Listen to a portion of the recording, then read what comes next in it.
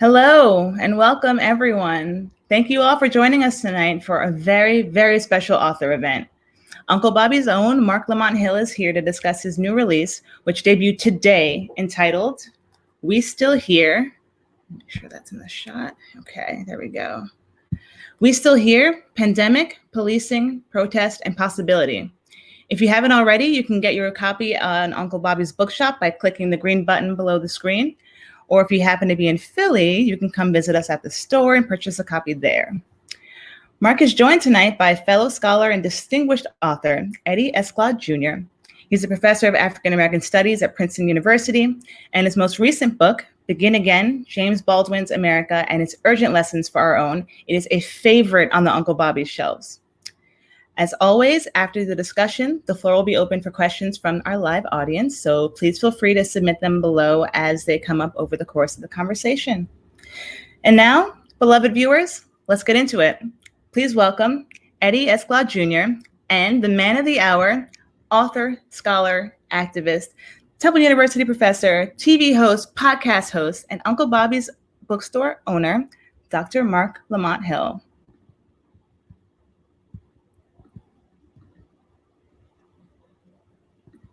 There we are. There we go. Congratulations, Marc, and thank you both for being here. Well, thank you. Thank you for arranging this, and Eddie, thank you for hanging out with me.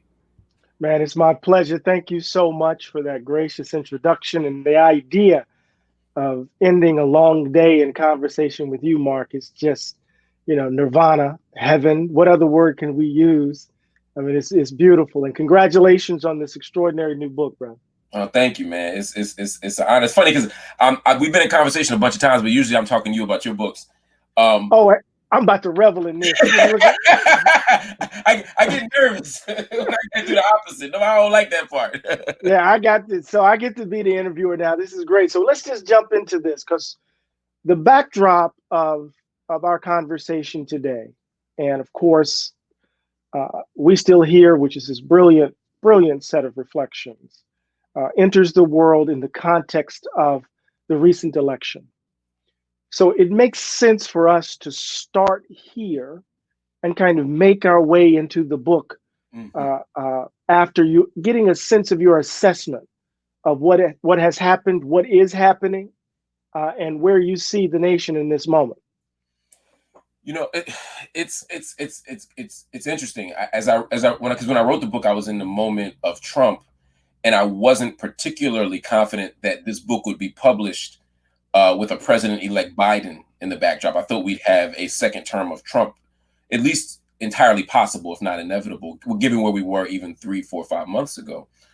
And so in some ways, the possibility that I think about in the book is the possibility of people organizing to produce new outcomes.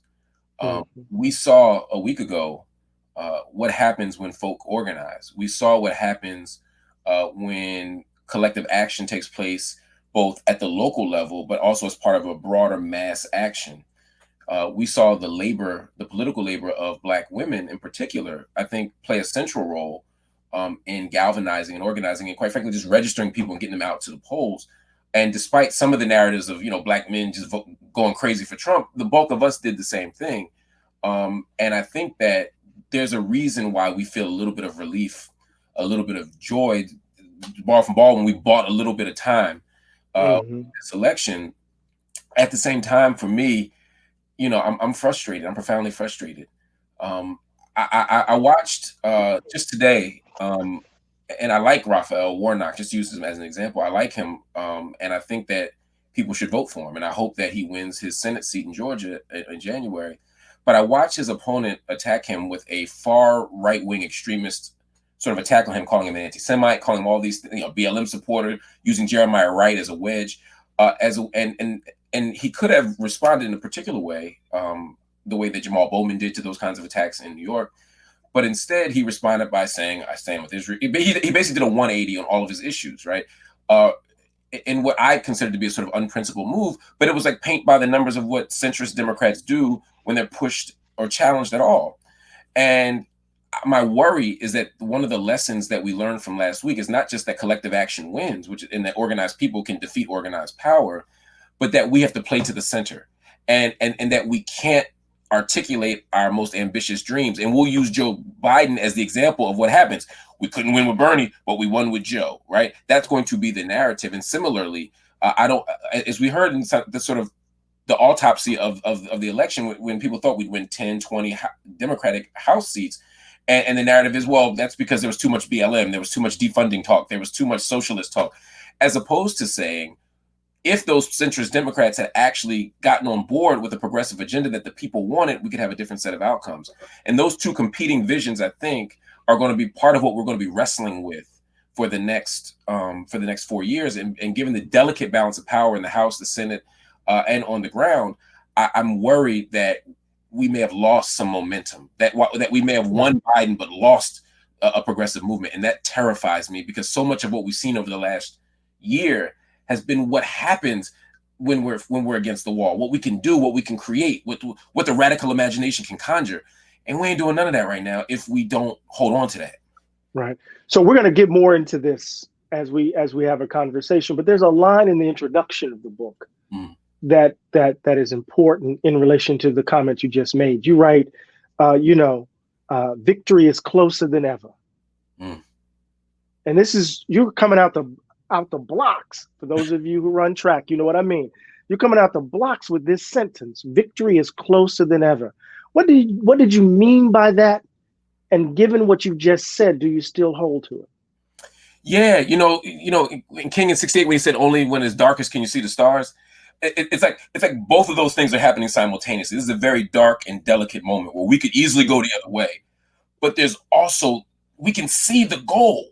I mean, in when I was marching here in Philadelphia to free Mumia, and we would march after Rodney King was beaten, we were fighting to get cops arrested. We were hoping to integrate the police. We were hoping for a black police chief. Right?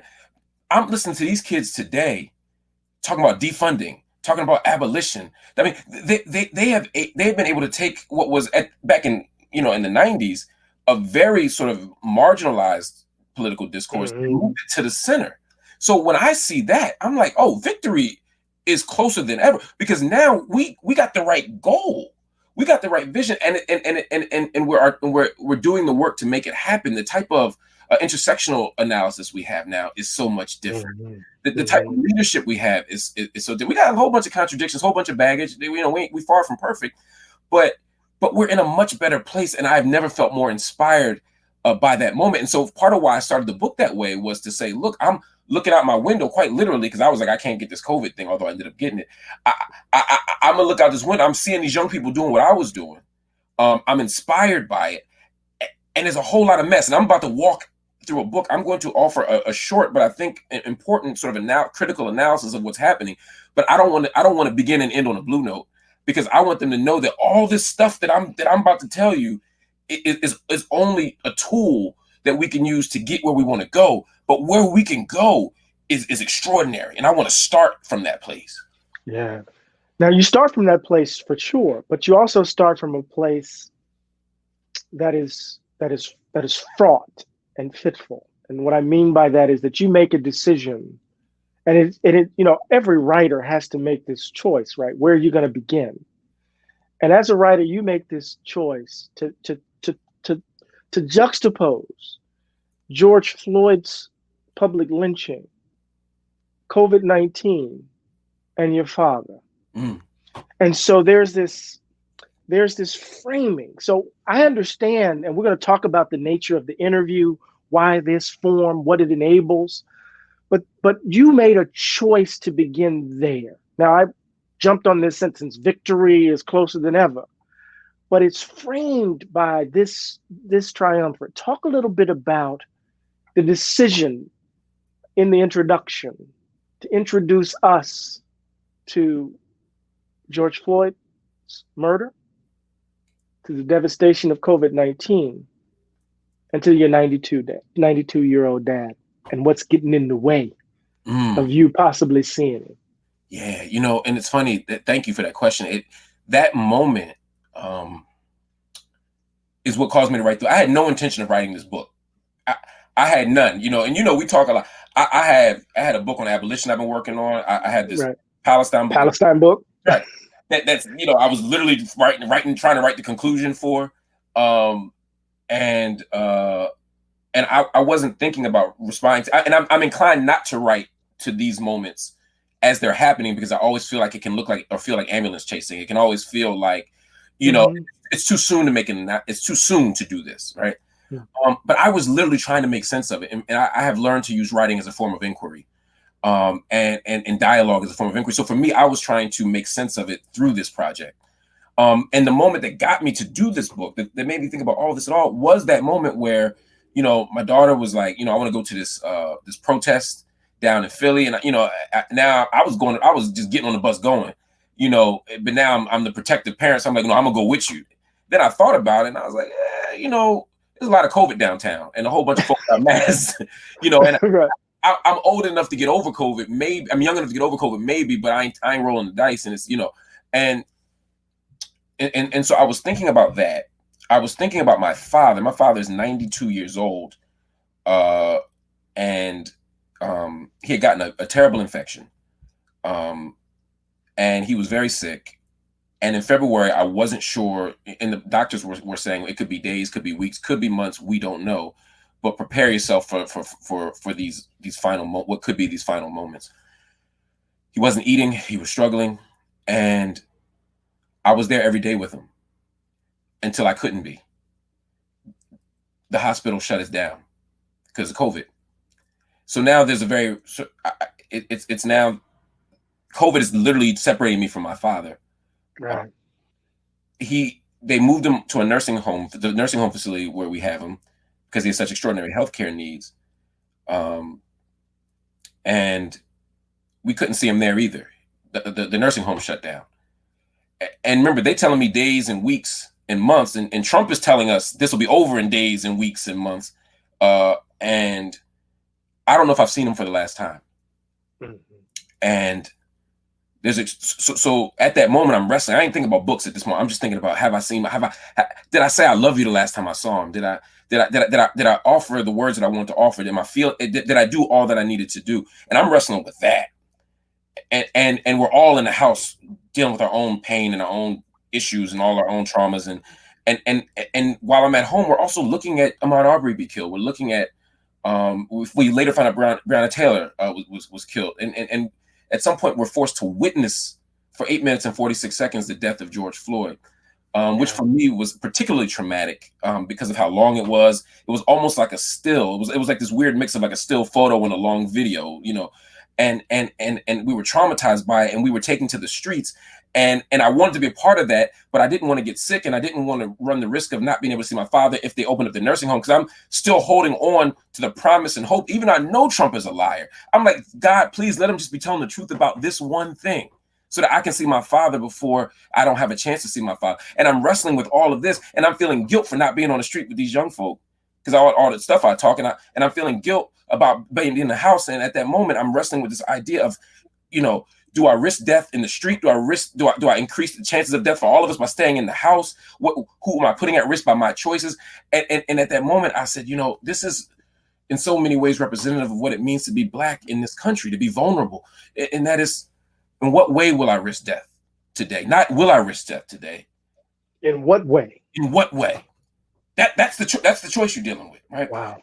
And I said, this is something here that I need to think through and process. And that's why I start that there, because George Floyd is just the entry point into a bigger conversation about state violence, and COVID is in many ways a proxy for a much deeper conversation about the ways that we're subjected to various forms of precarity and vulnerability, not just at the economic and social and cultural levels, but also at the epidemiological level. And then my father, for me, is not a stand-in for anything, but I think for the reader, it could be a way that we can all think about the personal dimensions and how they intersect with our political choices. And I'm trying to struggle with all of that.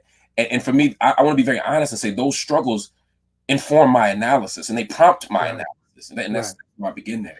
I mean, one gets the sense after reading the introduction and then diving into the actual book that, it announces the stakes, right? That this is not, some detached analysis. This is not just simply social science data. It's just like this has existential consequences. This is deeply connected to who I am. And this leads me to ask a question. And I can't do what you do. I don't have the entire hour, so I'm gonna have to interview you on Uncle Bobbie's thing. But I'm gonna try. But it takes me to the decision to use the form of the interview. Now, as scholars, many of us coming through graduate school, I'm older than most folk these days. We remember what we did when we moved from, early Foucault, and then all of a sudden we were just reading his interviews, and we read the interviews of Cornel West and others. That the interview format as a genre is interesting. And so what was the thinking? I think Frank Bart, this wonderful, he asked you these questions that got you going. What was the thinking to present this material in this way? Because there's the intimacy of your own kind of personal turmoil and conviction. And then there is the form in which you present the material in the form of an interview and conversation. Talk a little bit about what you thought about that choice. It was a couple things. And by the way, I got to be honest, in the back of my mind, I thought it would be easier. It was not. And I remember you just recently wrote, put a tweet out. Writing is hard. Writing is hard. Right. But go ahead now.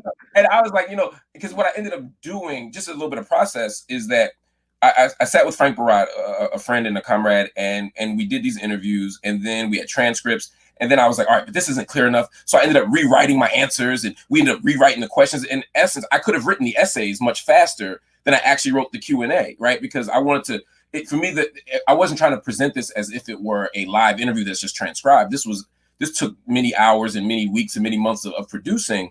But I wanted it to be of a certain, it was about the form, right? It was about that form. Part of it was my own political and intellectual formation. So much of I wanted to be in conversation with that tradition. The first thing I get when you pick up that supreme wisdom, who is the original man? The black man, right? Asiatic black man, the makeup the cream of the planet. Right. Yeah. And there was a way that tradition, whether it was the Nation of Islam, whether it was Noble Drew Ali, whether it, that there was a set of that the conversational form and the quote unquote interview form, and none of that was a real interview, right? But that form, for me, part of it was an homage to that tradition, but it was also, I learned better that way. And for me, I was being very clear that I wanted to teach people. I didn't write this book for social scientists. You can make a case that nobody makes a different kind of intervention, right? This book was designed for people, for organizers, for activists, for teachers, for people, everyday people who want to get a sort of analysis of the situation. And I think that this forces me into a teacherly posture more than another genre. I remember trying to understand Dewey, and I couldn't, and I understood Dewey, but I was trying to understand the specific contributions of American pragmatism. And I remember reading an interview with Cornel West and Anders Stephenson, and it was at that moment when he said, it's anti-realism and ontology, it's anti-foundationalism and epistemology, it's transcendentalizing the subject so that the mind is not the exclusive sphere. It was like, when he said that, it was almost like the nation for me. I drilled that into my head, and then I was able to return to Paris. I was able to return to Dewey and understand it differently because someone had given me, through the Q&A format, a particular type of genre, but a particular type of intellectual intervention that gave me insight and clarity. Bell Hooks and Cornel West in their conversation. Breaking bread, right? Did that for me, right? So the dialogue for me was so important. Margaret Mead and Baldwin, right? A rap on race. That was a little more job in certain ways. We could talk about that later, but the Mead part. But I was interested in the genre, and I wanted to teach. I said at this moment in my career, I'm still writing books. I got plenty of books coming. But I want to take a pause and talk to people who are asking these questions and trying to make sense of this stuff in real time. And so that's why I chose this, man. I don't know if I'll do another one like this. I may not, but I can tell you that I learned a lot from it. I sweated a lot more than I thought I would. But I enjoyed it a great deal. And the early feedback from activists is that, and students is that they're learning from it, and everyday folk too.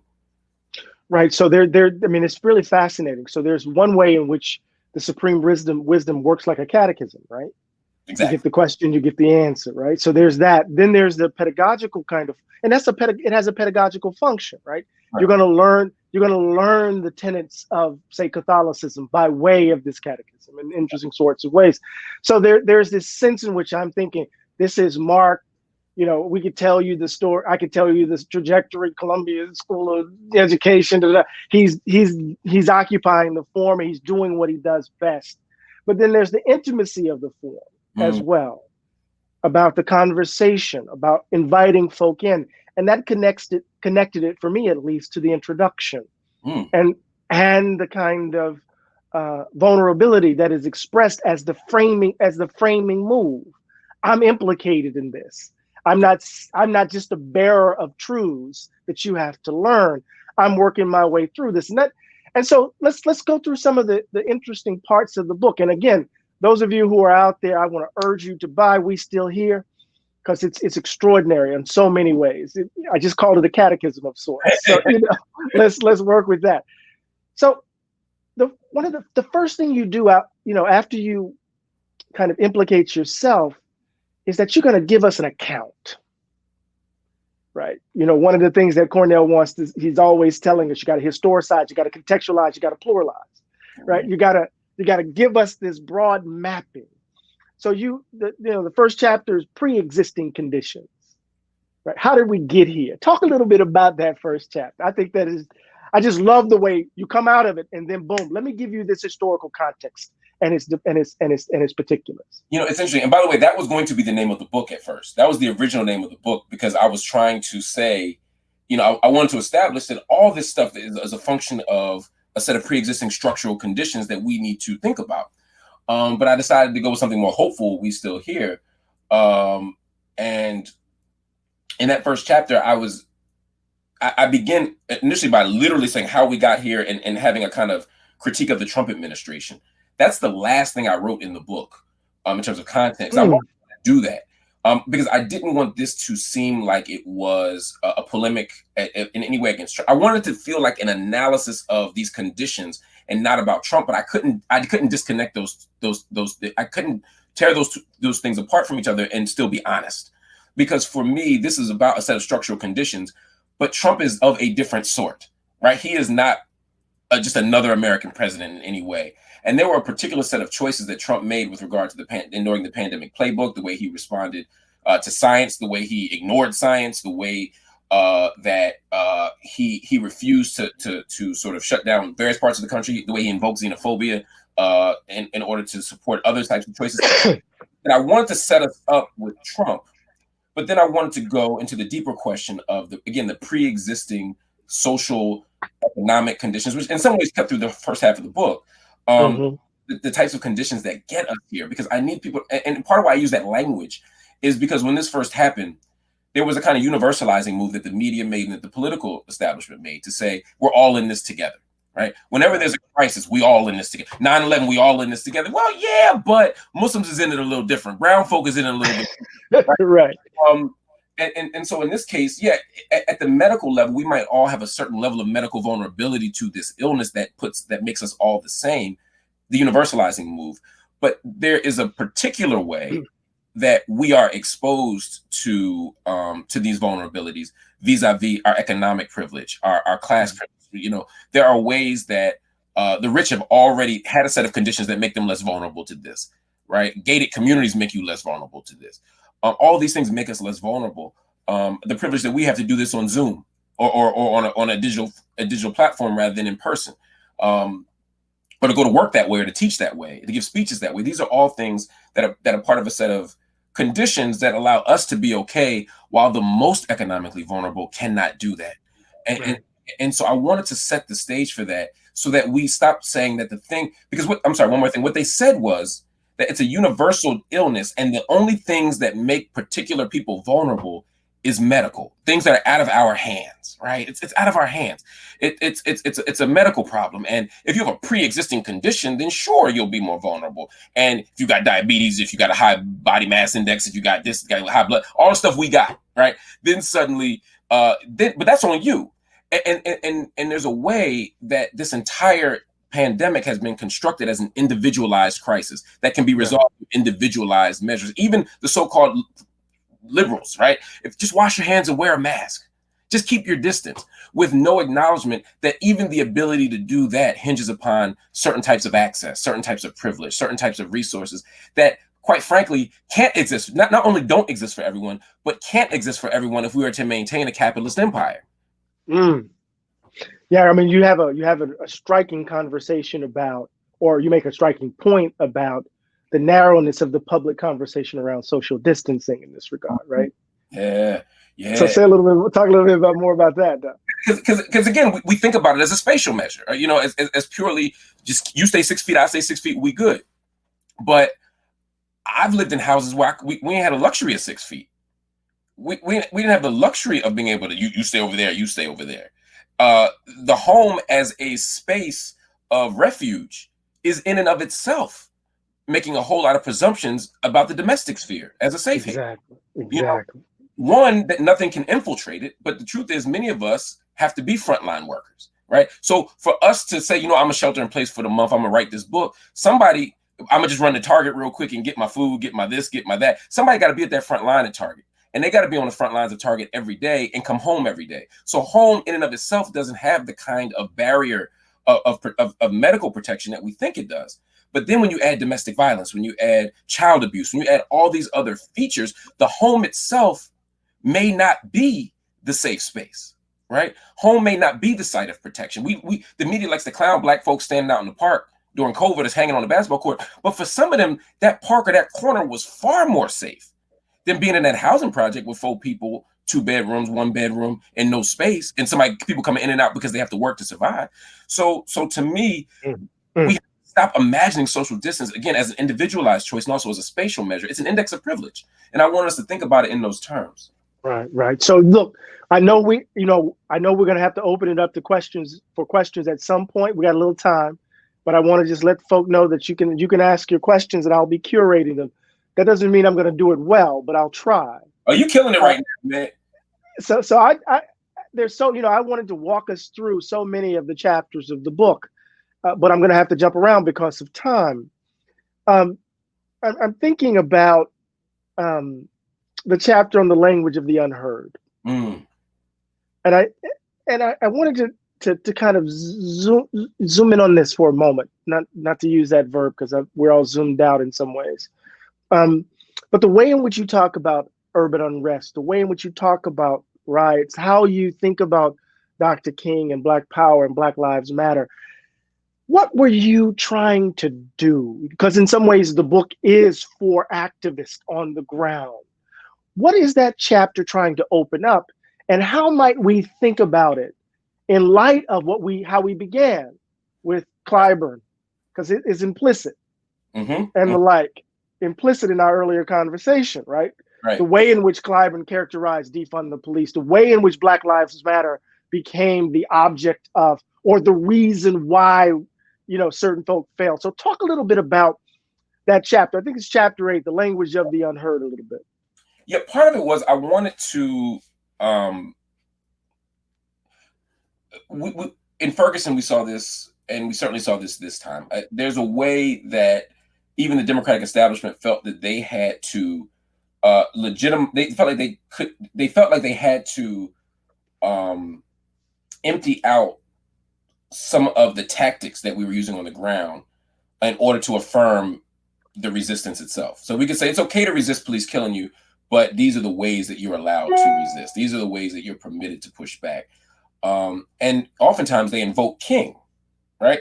They invoke King as the kind of moral exemplar or the standard par excellence of how you should resist, violently. And in doing so, I think what they do in some ways is it's somewhat short-sighted because they're still ignoring the role that violence plays in these resistance movements. Even King, there's a way, even if King is engaged in nonviolence, he's still leveraging the power. He's still leveraging violence in order to get a certain kind of outcome. He's just not engaged in violence. We understand that the state is going to engage in a certain type of violent practice that can be leveraged to conjure a certain kind of moral authority that can be used to ostensibly to sway the hearts and minds of white liberals. I mean, there's a way that even King understood that violence is going to play a part here. Even if it's the threat of other alternatives, there's a way that violence is going to play a part here. I'm not romanticizing violence, but I also don't want to fetishize nonviolence. I want to make sure that we understand that the actions that are taking place on the ground are an attempt to create the spectacle, are an attempt to draw public attention, an attempt to slow down the machinery of capitalism, even for just a moment, because Black Death does not invoke sympathy or empathy, or it doesn't make America pause. It's the loss of life. It's the loss of capital. Those are the things that America pays attention to. And even the threat of that can create a different kind of response. And so I don't want to cede the moral ground. And I think oftentimes that's what we do when we say, yeah, I like what they did, or I don't like what they did, but I like why they did it, or I agree with why they're protesting, but I don't like the way they protest. We are conceding or yielding the moral high ground here and acting as if tearing down a sign or breaking up a Walmart is in and of itself a moral act that we are an immoral act that we are simply excusing because there's a grander ethical play here. I'm saying tearing down the Walmart in and of itself isn't the problem, because we have to think about what Walmart means in our community, what the exploitative practices of a Walmart, right? Why are we so beholden to Walmart? Why are we holding these big box retailers or whatever as a kind of sacred cow? And so I began to use the language of rebellion, which I do in Nobody as well, as opposed to the language of riot, because I think too often when we frame these as riots, it conjures this idea of sort of irrational, reactionary kind of violence, as opposed to a legitimate form of political resistance that, quite frankly, around the globe has almost always been the way that social change happens. But again, and I got challenged by this by activists, which is why I added this sort of caveat about riots and said, look, I call these rebellions, but not riots. But then someone said to me, but if people are oppressed and it is a random act of outbreak, right? You're now stigmatizing or shaming them by calling them rebellions and not riots. I said, that's a damn good point.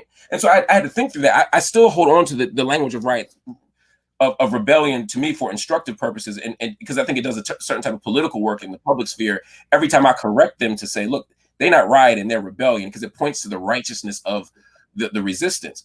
But I also don't want to shame or dispose of those folk who are engaged in other forms of resistance. Again, I would love all resistance to be nonviolence. I want to be clear to all the folk out there, including the agents.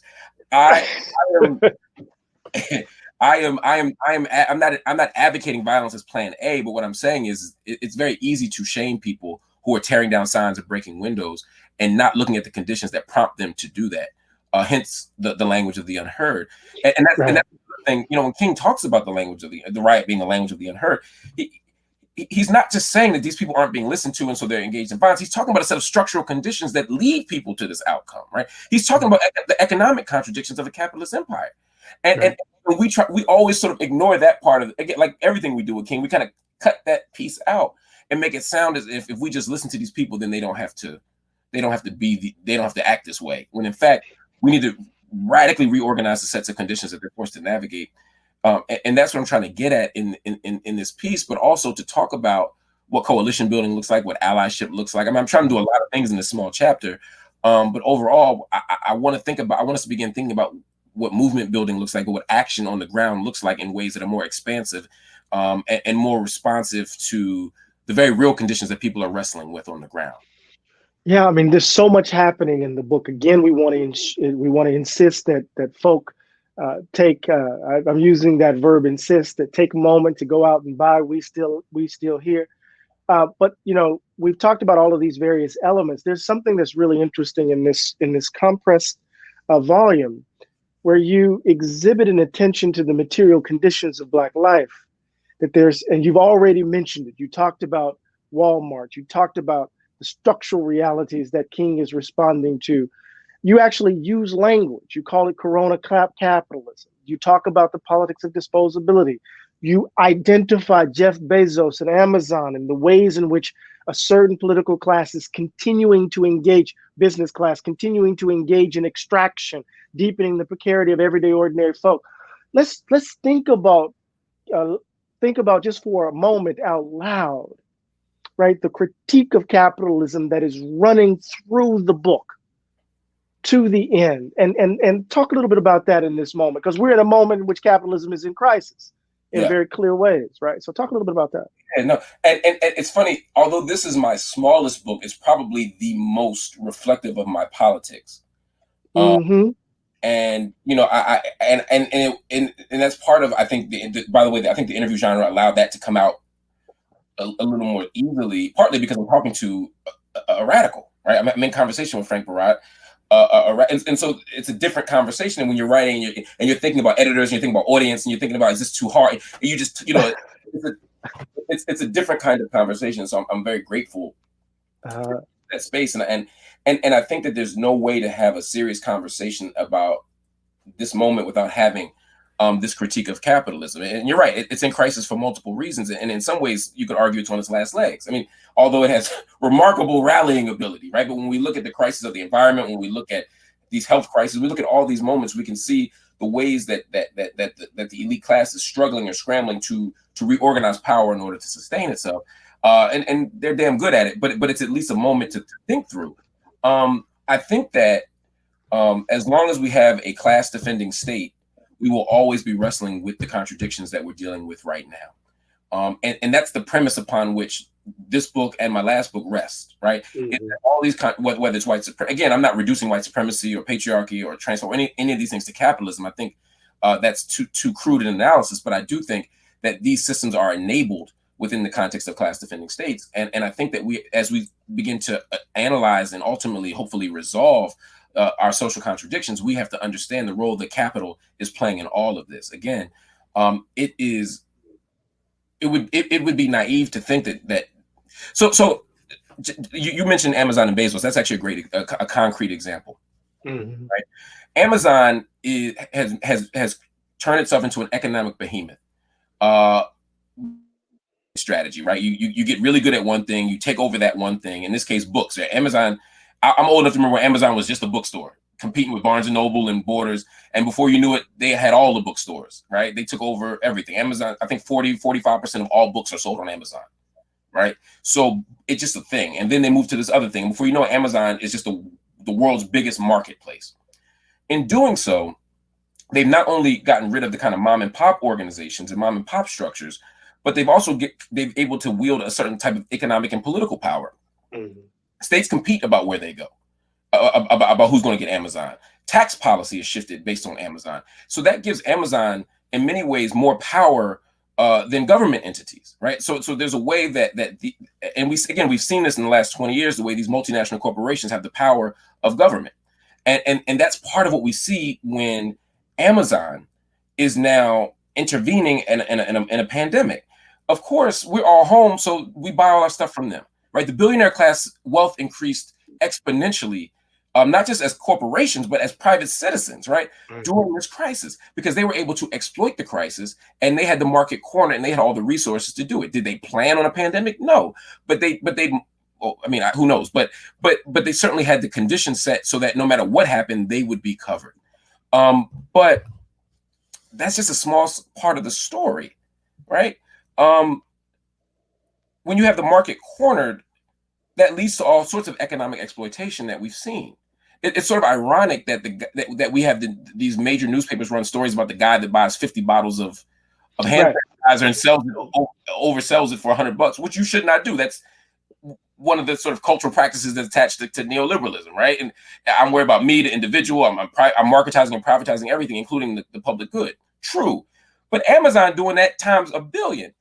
Ironically, Amazon is leading the charge against these private citizens by partnering with federal governments, or rather law enforcement agencies, to make sure that doesn't happen at the same time that they're able to set price controls and oversee the process in such a way that they get all the money, right? That's one example. But it's interesting to see how profit making then trumps the public good. We look in, I'll just do a couple quick examples: hospitals, prisons, and nursing homes. Again, these are moments where the moment of crisis leads to economic gain for privately held hospitals. Publicly held hospitals are overwrought with people on ventilators and beds and machines. Private hospitals are buying more real estate and using the low interest loans as a means of expanding, right? We have $1 trillion bill, $1 trillion piece of legislation. 500 billion of it goes where? Wall Street. And then small business owners, the mom and pop rib shop, trying to get some money. They're trying to get a payroll protection loan, a PPP loan.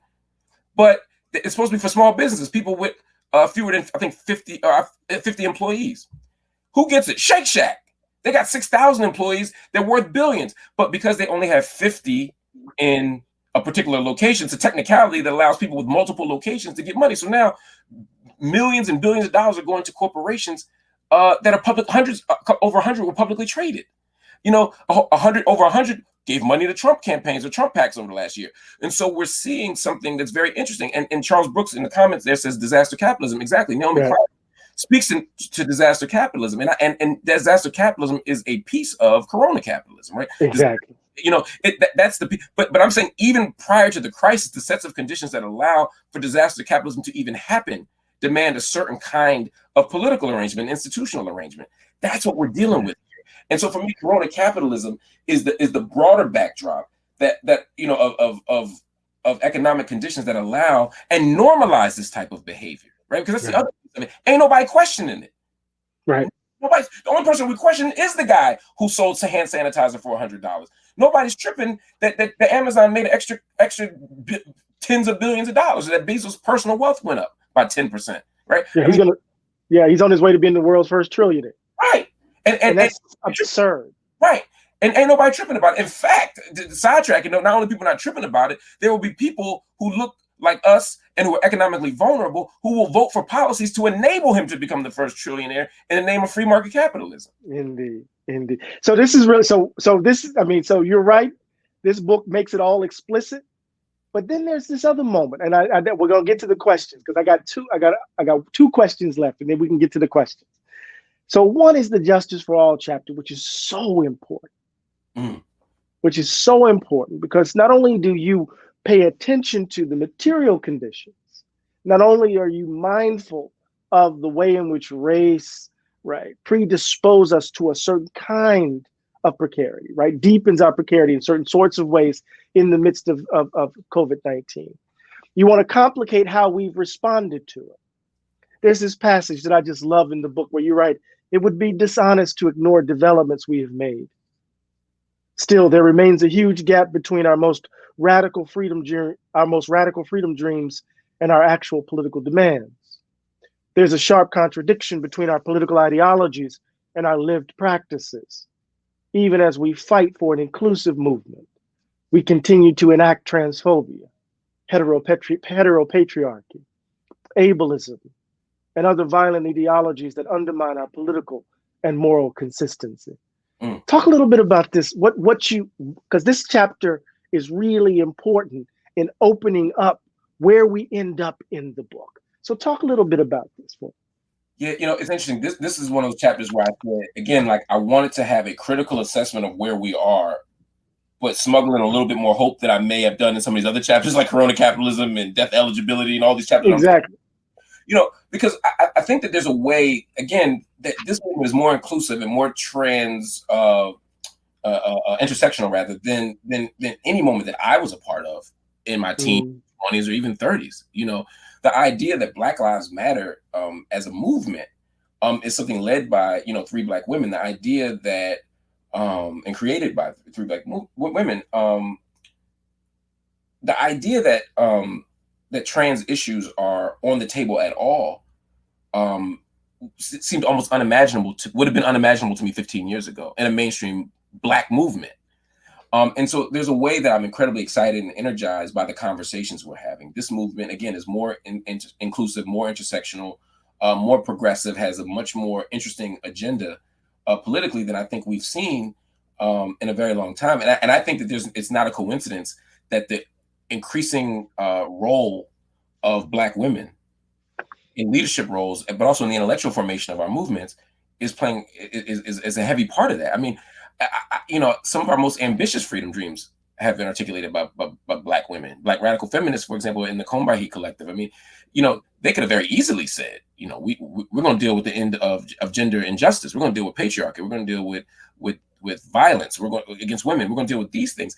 But they never disconnected that from solidarity with the third world, or dismantling capitalism, or all these other issues.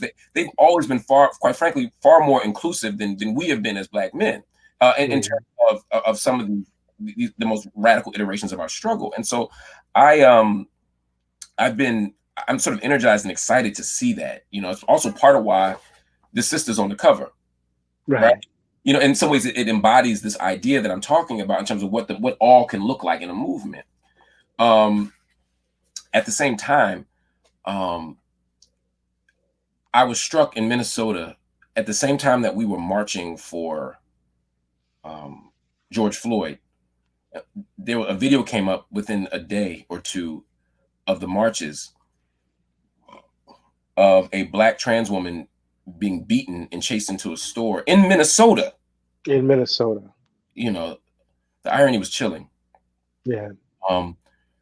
And beaten and mocked and that contradiction talks about sort of where we have to go as well. The all in all, if we're talking about that all Black lives matter, we have to it's not enough to say all Black lives matter despite their you know, because that can mean despite their transness or despite their womanness, despite their ability.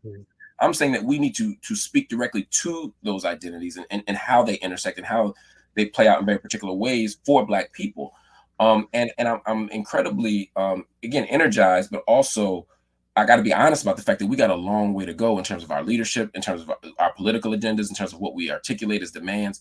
We got a lot of work to do. But I think, again, when I say victory is closer than ever, it's because I think we got the right people. We got more of the right people, more of the right ideas, more of the right politics driving our movement than we ever have before. And that encourages me. Well, we're going to keep that hope. We're going to keep that hope. I have some more, you know, at some other point, we'll have a conversation about the ethical stance of this abolitionist vision that you put forward at the end of the book. But we got some questions from folk in the audience, and we want to be mindful because, you know, both of us are Democrats, small d. Right.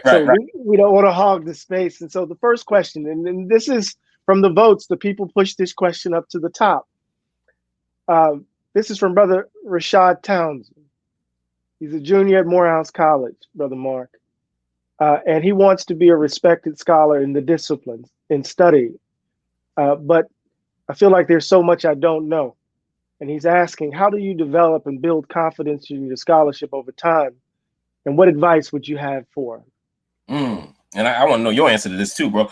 The first thing is, you got to, one of my favorite things talking to you rather, not just in public, but even when we text or call, is that I can ask you about a book that just came out and you will have read it, or you will know about it, or you will read it, and vice versa. You're like, yo, what do you think about it? I've learned not to take that for granted, even in a field where people's job is to read and write, that everybody reads deeply and widely. If you want to be a scholar, an actual scholar, or an intellectual, I mean, however we can talk about those distinctions, but reading widely and deeply is key. And I know it seems self-evident, but I've learned that people don't take it that way. I think in a moment where intellect has become performance very often, and where is you know, even the idea of the public intellectual in many ways, for some people, is just being a celebrity. It just means they think what makes you a public intellectual is that you're on MSNBC, you know, or that I used to be on CNN, or that what makes us not that we're actually engaging different publics, right? And the intellectual part of that gets thrown by the wayside sometimes. I think that it's important to reiterate the significance of reading deeply and widely in various traditions. I remember, when I was in graduate school, I would read everything that was on the syllabus, and then I'd read I'd read the notes, I'd read the footnotes, I'd read the endnotes, I'd read the references, I'd read I wanted to know what they were reading. I wanted to know what got them to be able to do that thing that they just did. And for me, and it was a passion for that. Reading, but also reading widely. I think there's a way that we can come to believe that our respective disciplines offer a unique insight on the world, right? Or have a unique capacity to lend insight into the world. I would say philosophers sometimes have done that a whole lot, you know. And I think disrupting that. I mean, from Roy, there's a way to disrupt that, right? That was anthropologists. I think very similarly, right? We had this idea of the God's eye view, and that we could, that some white British anthropologists could go into Uganda, blend in, and of these people's world, right? And so moving away from that kind of disciplinary decadence that Lewis Gordon talks about, I think allows us to think differently. So read deeply in whatever area you want to be trained in, but also read widely. And I think one of the things I learned from you and Imani Perry is the significance, even as a theorist and as a cultural theorist, as a writer, as a nonfiction writer, to read fiction and how that can shape our ideas and inform our thinking. And not just as, sort of as like some creative muse for style, but actually the intellectual basis of our work. And so I would say do that as well. Engage community. The boundaries of your university shouldn't be, especially now, shouldn't be the boundaries of your intellectual community. Find other spaces. When we were coming up, it was harder. You had to get on a train or drive and go to that conference. We had to literally. It's times. I remember getting on a train from Philly and going to Harvard to watch the lecture, and it took me 6 hours. And I had to borrow money. Sometimes I snuck on the train, whatever. But now y'all got Zoom, y'all got YouTube. I mean, there's a whole way to access stuff that we didn't even have. And this isn't that we went to school uphill 5 miles barefoot and that. Every generation got their challenges, but I'm just saying, like, you have some advantages, I would say, technologically, that allow you to access a broader community of mentors, but also a wider community of a wider intellectual community. And I just don't take that for granted. That would be my quick sort of. Yeah, 2 quick points. As an undergrad at Morehouse, I educated myself on the footnotes of that book right above your your shoulder, Prophesied Deliverance. Yes. The footnotes in that book right there will be a beginning. And then the second point I would make really quickly is that, just something I tell, everything Mark said is true. But, the world conspires to make us small. The world conspires to make us small. And the question you have to answer is whether or not you're going to be complicit. And if you refuse to be complicit, then you're going to set yourself on the path to become the intellectual that you imagine yourself to be. Here's a question here. There's an incredibly deep frustration felt among many poor and working class Black Americans that our voices are never heard. Instead, only an elite think tank class of Black Americans get to speak on the actual pain of poverty that poor Blacks experience. We do not have media access. How do we, poor and working class Black people, have a voice in the media in which they do not have any access? How? It's from Brother Greg Dixon. That's a wonderful and incredibly challenging question. I think about my colleague Clemencia Rodriguez at Temple, who does work on People's Radio in Colombia. And one of the things I've learned is that media making projects in the Global South that have been organized by the people have been incredibly successful. They've essentially said, we're not looking to corporate media. We're not looking to state media. We're not going to bang on their door. We're going to look for our own and craft our own spaces. Now, I don't want to romanticize that because corporate media is a hell of a thing to go up against. But I think part of the question to me is not how do working class, working poor Black folk get on cable news, but how can we craft new spaces of possibility? I think community radio, I think community papers are incredibly important. If you think about what the final call to Islam, then the Muhammad Speaks, then the final call meant, what Amsterdam News meant, what the Philadelphia Tribune meant, crafting those kinds of outlets were incredibly significant. I think social media, digital media allow a level of counter narration of our lived experiences that we never could do before. When we were getting tear gassed in Ferguson, corporate media said it was smoke. I was on the ground, couldn't breathe, and they're like, "Oh, people were literally writing back. It's not. I heard on CNN that's just smoke." I'm like, "No, when you're getting tear gas, you're getting tear gas." Exactly. But we had cameras. We had our own spaces, and so we could digitally sort of narrate that stuff. And when you look, there's one example of this, and I'm beginning to think about a future project about this. The so-called Black conscious community and I mean so-called only because I think there are multiple communities of that sort, have their own spaces where they offer debates, education, lectures. It's Afrocentric, it's Egyptian-centered, it's Hebrew Israelites, it's all kinds of stuff. And whether or not we agree with the particular content is less important to me than they've decided to craft their own spaces and they kind of counter these digital, what I call digital counterpublics that allow for new kinds of conversation. The other thing I would say is, because I see somebody saying like Democracy Now! And stuff like that. Yeah. I think those are great spaces for independent media, but me and you probably been on Democracy Now! Both in the last week, right? So they getting elites, they just getting leftists. We're leftists, but they're still getting elites, right? Getting the voice of everyday people is a challenge. I think we should, I think it's our job to create that space and open that space for them, right? In the same way that when I talk about Palestine, I say, well, y'all need to get some Palestinians on here, right? Right. The same way. But I think that there is also a way that we have to kind of create the conditions for people to create their own media and their own possibilities. And I think it's more possible now than ever, given the technological tools at our disposal. Right. There's someone who asked the question to actually quote a passage from page 116 in the book. The abolitionist imagination requires the capacity to envision an impossible future. I love that line. Now, what strategies do you have for folks on the ground trying to unlearn these systems while working with, against, and from within in hopes to birth or bring forth ideas that were once unknown? Not getting co-opted in the system while trying to dismantle it. A version of Audre Lorde's question, you might think, and the like. So, indeed, man, it's a challenge. You know, I was thinking here in Philly, Walter Wallace Jr. I'm sorry, that's Destiny McKinney. I just want to make sure we give a name. Destiny McKinney asked that question, but go ahead, Doc. Shout out to Destiny McKinney. I thank you for that wonderful and incredibly challenging question. I'm working on a book right now, and there's a chapter in it called Decriminalizing the Imagination. And what I'm thinking about is how we can think through abolition at the level of the imagination, because that's in some ways where it has to begin, right? I believe it was, is it The Growing Edge? I think it's The Growing Edge. It's The Growing Edge.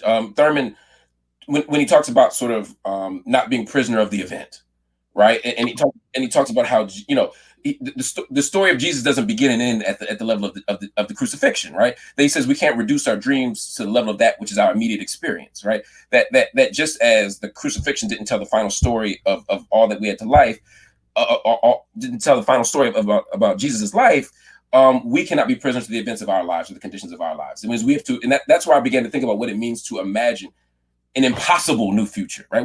To craft impossible futures. The end of slavery was an impossible new future. It was unimaginable. It was unforeseeable for a variety of economic, philosophical reasons. But we had to at least begin from that place. That place that Kelly talks about is Robin Kelly talks about as the radical imagination. We had to imagine something else. We needed a new template. For me, that's what I'm wrestling with. When I watched Walter Wallace be killed in Philadelphia a couple weeks ago, he had a knife in his hand. The police shoot him a week before the election. The conversation reflected the kind of criminalized imagination, right? It was, what should the police have done differently? How could the police have not killed this man with the knife? What could the police have done to, and were the police right? This is the dialogue. But all that dialogue presumes the necessity and the permanence of the police. It presumes that when a crisis happens, when someone is a mental health crisis, the only place we can go is the police, that they're the right people to call. And we have to be able to imagine a world outside of police and prisons and police. That's a different level of imagination. That's the impossible new future that I'm talking about. And so what does that look like in practice? I mean, because that's the question for the activists on the ground. How do we do that? Because right now, if somebody's kicking my door in and they got a knife or a gun, I can't call Thurman. You know what I'm saying? I got to do something, right? And so we have to we have to build this plane as we fly it, right? We have to create new structures at the same time. Part of that begins with encouraging people to imagine new possibilities, to imagine a world where people's needs are being met, right? And that's part of this, right? Is that police exist and are needed the most in societies where people's needs are not being met. If Walter Wallace has mental health support, the police don't need to come in the first place. This is the place that we begin. Then think about concrete tactics and strategies that allow us to begin to remove the prison, not just from our imagination, right? Because it stains our imagination. We can't think outside of it, right? But to also begin to undo that work. And I'm gonna say one more quick thing, because I think that looks like, I'll be real quick, 5 things, right? One is moratoriums, right? If we keep building this stuff, we're going to continue to use it, right? We have to stop investing in prisons. We have to decarcerate. It means we got to get people out of the prison. We got to excarcerate. We got to stop using the prison as the way to resolve these crises and challenges. We have to have restraint of the few, because all y'all thinking, I got this cousin, so he need to be somewhere, right? We need to find ways to protect communities and societies outside the model of the prison, and we need to invest in the beloved community. We need to put resources into our society. And I think when we do those things, some of this stuff begins to make more sense, right? We're not beginning from a place of just dreaming. We're actually doing that work. And the state tipped its hand during COVID. That's why I get at the last chapter, right? Suddenly, when the state's life was on the line, right? When it's like, well, we ain't rocking up nobody with COVID. You know what? Those people with small-time drug offenses, we can leave them alone right now. Oh, the prison guards like, them people that aren't really violent offenders, they've been in prison for 30, just let them go home, right? Remember when it's time for reparations, everybody's like, where do we go? Where do we get the money? How do we find a check? Who are we going to give it to? How are we going to distribute it? When it was up to save capitalism, they gave up them $1,200 stimmies so quick, as they say, we call them stimmies, right? They gave them $1,200 stimmies out so quick because the state has shown us what is possible when it converges with its interests. Right. And so the abolitionist imagination is one, I think, that is relentless in saying that we have to, strategically, we can make our interests converge with the states. But I'm saying something even more radical, which is that we don't need to be prisoners to the state's interests in order to conjure new possibilities. And that's what I'm trying to do. That's where I want us to go. And that is an extraordinary space and place to end. We have had this opportunity to hear Dr. Hill, my brother Mark, talk about his extraordinarily important new book, We Still Here: Pandemic, Policing, Protest, and Possibility. I want to just say to you, brother, thank you for the gift. Keep thinking out loud in public with us, and keep loving us in spite of ourselves. We appreciate you. Thank you, we appreciate you, man. And we want to thank all of you, all 330 of you, all of you who joined us in this conversation. And I'm going to turn it over. I'm going to step out of it now. Appreciate you. Appreciate you, Mark. Appreciate you, man. Thank you, man. Thanks everyone who participated. I'm sorry we couldn't get to all your questions, but the ones you submitted were truly inspired. Thank you to Eddie Glaude for spending time with us. Your insight and your expertise is invaluable. And congrats again, Mark. Happy book birthday. Everyone come get your copies of We Still Here on Bookshop or Uncle Bobbie's. Thank you all for stopping by. Be safe and have a good night. Appreciate you. Appreciate you.